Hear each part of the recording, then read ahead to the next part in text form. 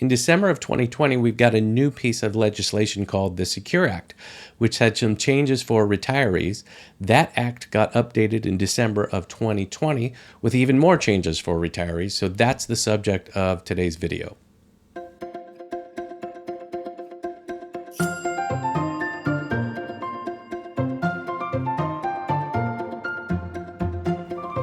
The Secure Act has a number of provisions.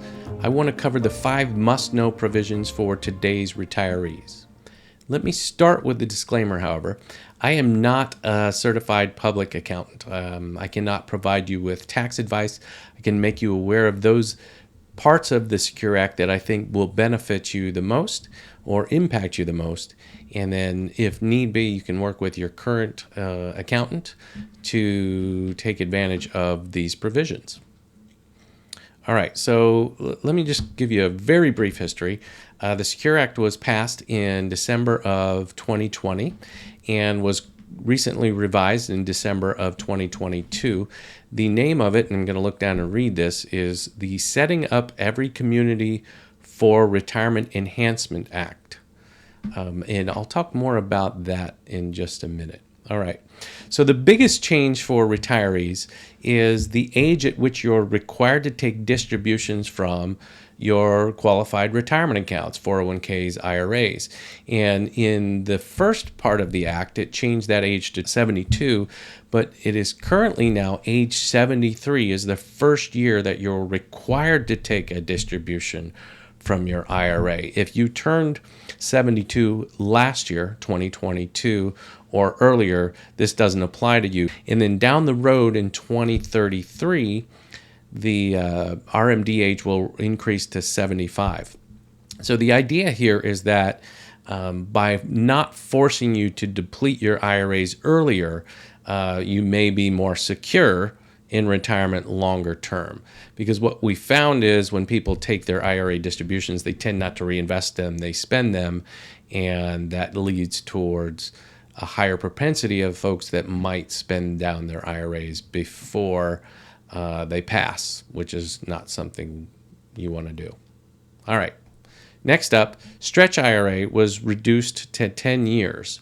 So this is actually, in my opinion, a negative provision. And let me explain what this means. So in the past, when a child, for example, would inherit an IRA from a parent, they could keep that IRA as a beneficiary IRA and stretch the tax deferral of that IRA for the rest of that child's lifetime.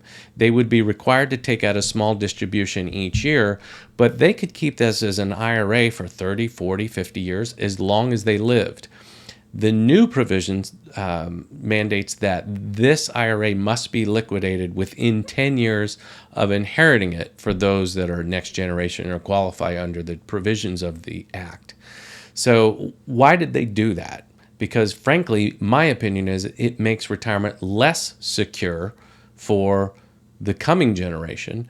And the reason they did that is because by delaying the required minimum distribution ages to now 73, that's reducing the tax receipts to the government. So to make this bill revenue neutral, if you will, they needed to find tax revenue somewhere else.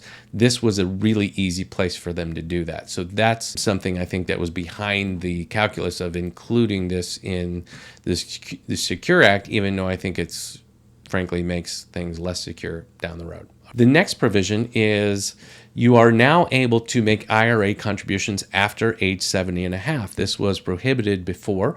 So for those of you still wanting to make IRA contributions, this is a nice feature. The other thing that they've made is definitely nicer is they've reduced the penalty for those of you who miss your required minimum distributions.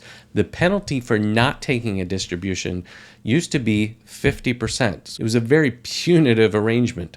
So they've reduced that penalty to 25% and then 10% if you fess up and go ahead and fix it in a timely manner. What I would say is these are still pretty prohibitive penalties for anybody to want to leave money in their IRA past the required minimum distribution date.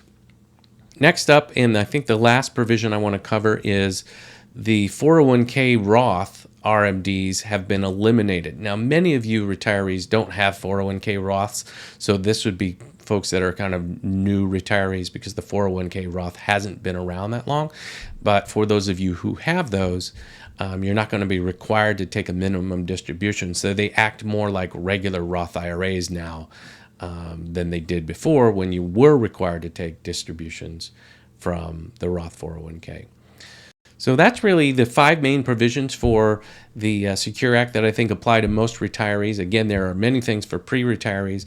And when we're working with you individually in our client relationships, we will look at these provisions for you and discuss which ones apply and which ones we can take advantage of, and which ones, like the 10-year IRA distribution rule for inherited IRAs, which ones we might have to help the next generation plan around. That's the latest on the Secure Act.